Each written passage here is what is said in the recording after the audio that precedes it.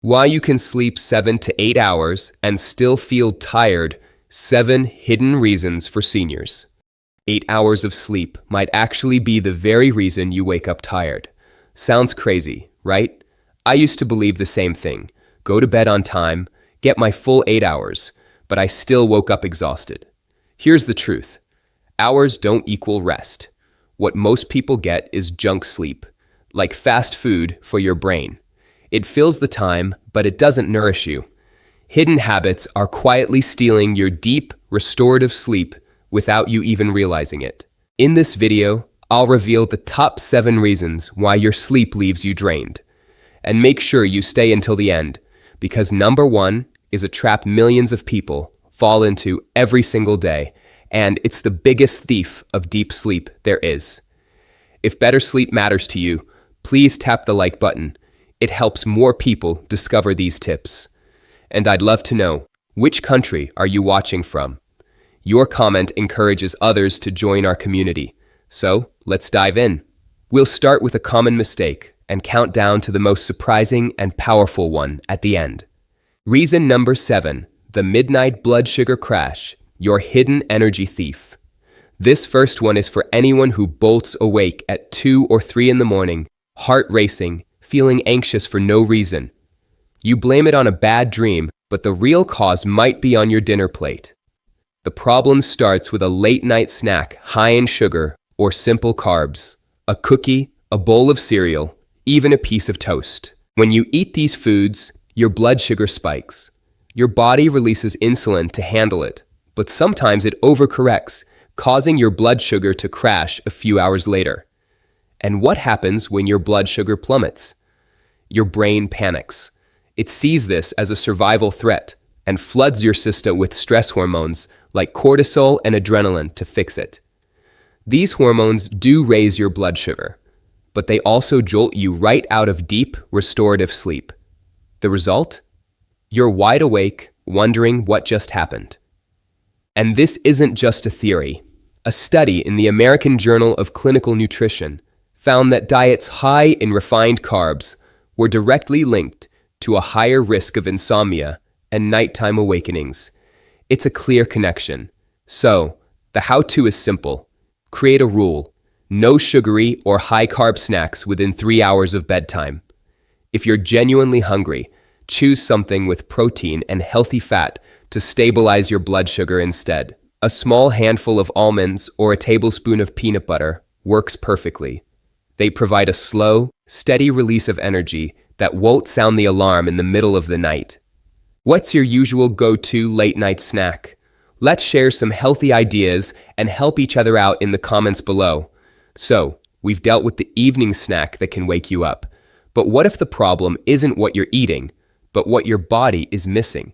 This brings us to the next reason. Reason number 6, critical mineral deficiencies, the restless leg saboteur. This is for anyone who fights with their own body at night. Painful leg cramps that shock you awake, an impossible to satisfy urge to move your legs, a mind that races with anxiety when all you want is peace. We often write this off as stress or age, but more often than not, it's your body crying out for essential minerals. The main culprits are magnesium, potassium, and iron. Let's talk science. Magnesium is nature's relaxation mineral. It helps calm your nervous system by regulating a neurotransmitter called GABA. When you're low on magnesium, your system is on high alert. This leads to twitching, anxiety, and fragmented sleep. Potassium works with magnesium to control muscles. A lack of it leads directly to those agonizing night cramps. And iron? An iron deficiency is one of the leading causes of restless leg syndrome. The proof is solid. In a double-blind, randomized trial from the journal Magnesium Research, participants taking a magnesium supplement saw remarkable improvements. They fell asleep faster, stayed asleep longer, and had healthier levels of the sleep hormone melatonin. This isn't guesswork, it's biology. The how-to is to focus on your food. For magnesium, eat dark leafy greens, almonds, and avocados. For potassium, think bananas and sweet potatoes. For iron, lean red meat and lentils are your friends. If you think you have a serious deficiency, especially with restless legs, it's wise to talk to your doctor. A simple blood test can confirm it, and they can recommend a good supplement. Have you ever struggled with night cramps or restless legs?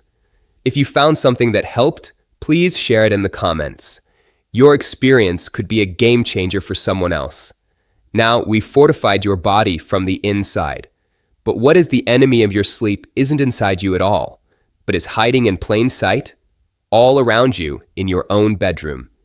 This leads us to reason number 5, the wrong bedroom environment, your unseen sleep disruptor. This point is so simple, yet its impact is massive.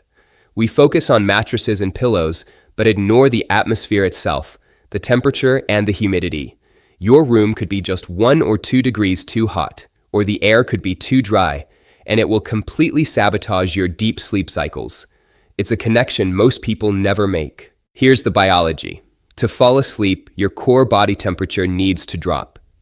It's a critical signal to your brain to release melatonin. If your room is too warm, you're fighting this natural process. Your body struggles to cool down. You toss and turn. You stay stuck in light sleep. On top of that, dry air from heating or AC irritates your nose and throat.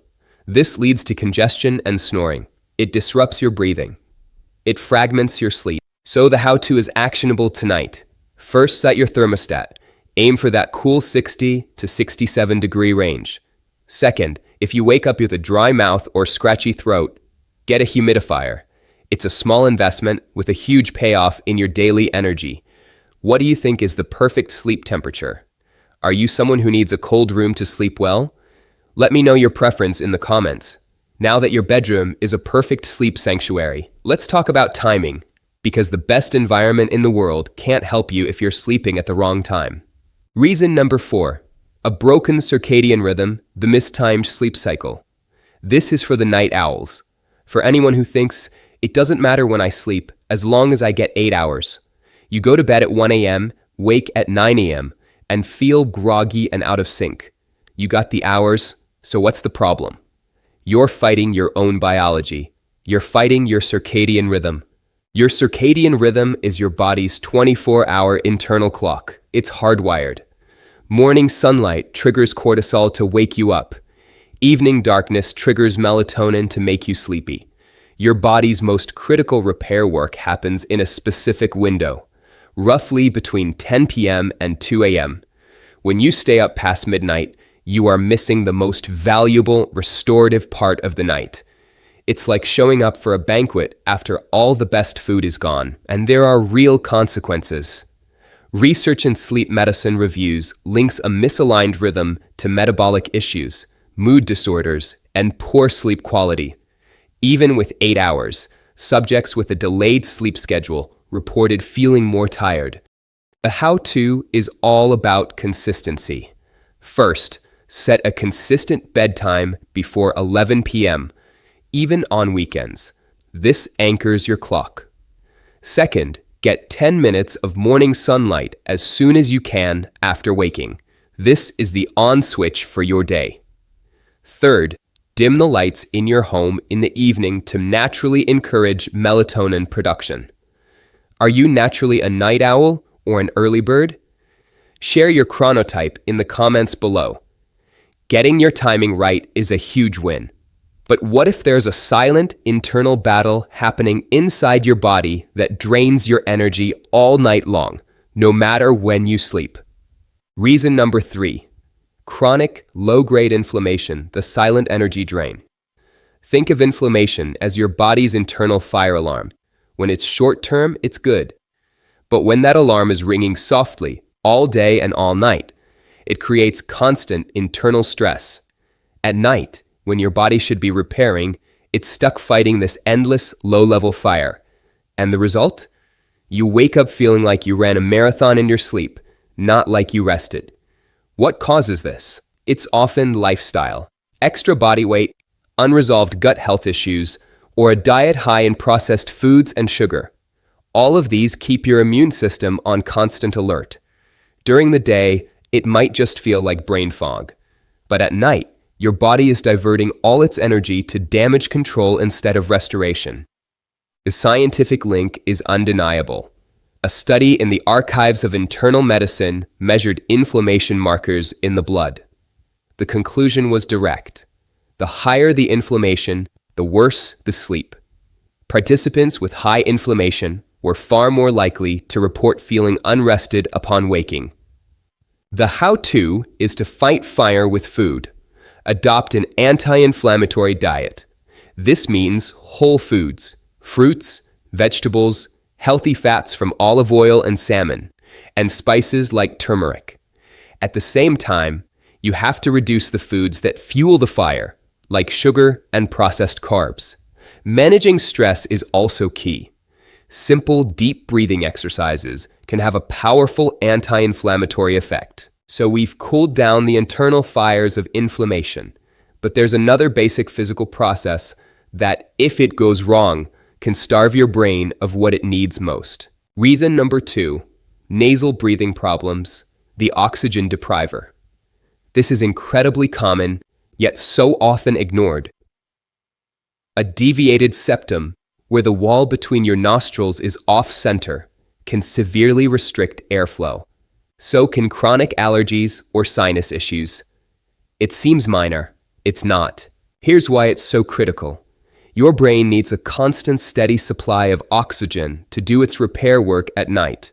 When your nasal passages are blocked, you struggle to get enough air. This leads to low-grade oxygen deprivation.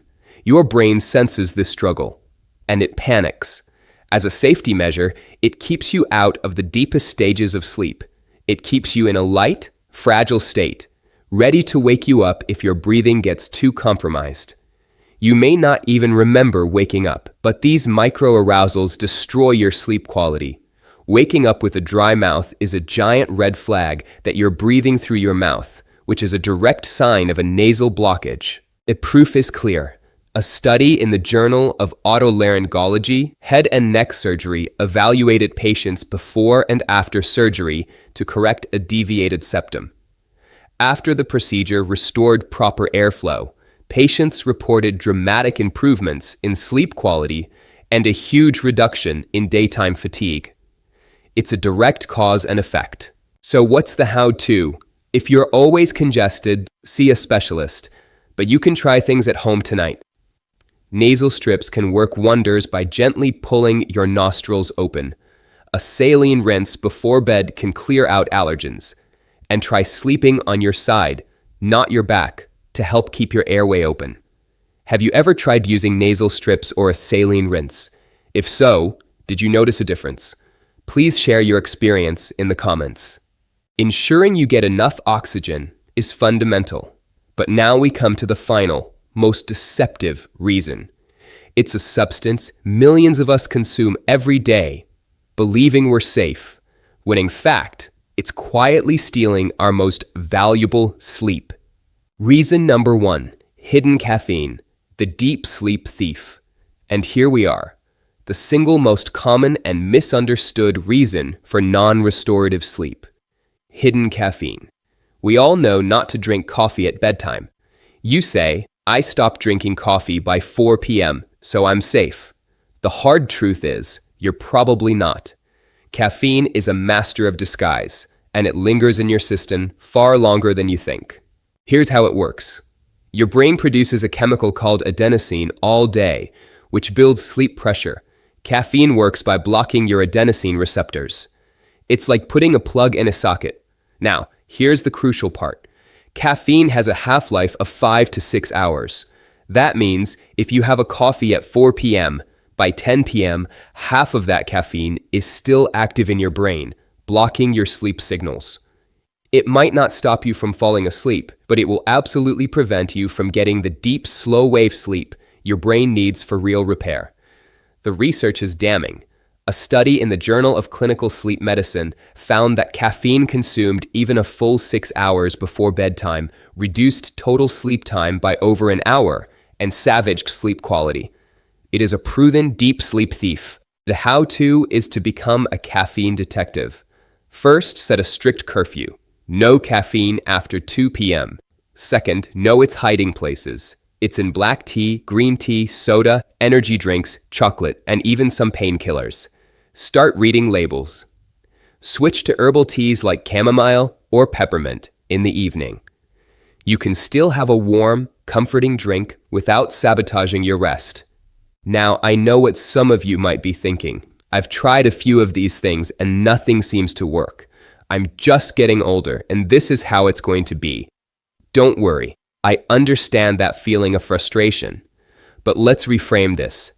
Here are 5 simple rules to follow to make sure these changes actually stick and produce results. Call it the consistency protocol. Number 1, one thing at a time. Don't try to fix all 7 of these issues at once. You'll get overwhelmed, and you won't know what's actually working. Pick the one that resonated with you the most and commit to it. Number 2, the 7-day trial. Give that one change a full week to work. Your body needs time to adapt. A single night is not enough to judge its effect. Number 3, the sleep journal. Don't rely on your memory. Every morning, take 30 seconds to write down what time you went to bed, the one change you made, and rate your morning energy on a scale of 1 to 10. This gives you real data. Number 4, patience over perfection. You will still have bad nights. That's normal. Don't get discouraged and give up. Focus on the overall trend you see in your journal. Number 5, know when to seek help. If you have been consistent with these changes for a month or 2 and are still waking up exhausted, it's time to talk to a doctor. You may need to be tested for an underlying medical condition like sleep apnea. My friends, waking up tired isn't a life sentence. It's a puzzle. And today you've got 7 key pieces to solve it. You don't need to change everything at once. Just pick one reason from the list. Try a small change for 3 days and see how you feel. Which one will you start with? Share it in the comments. And if this video gave you hope, type hope below. Don't forget to subscribe and turn on notifications so we can keep improving together. Thousands of seniors have found this video helpful, so I highly recommend you watch it. Click to keep going.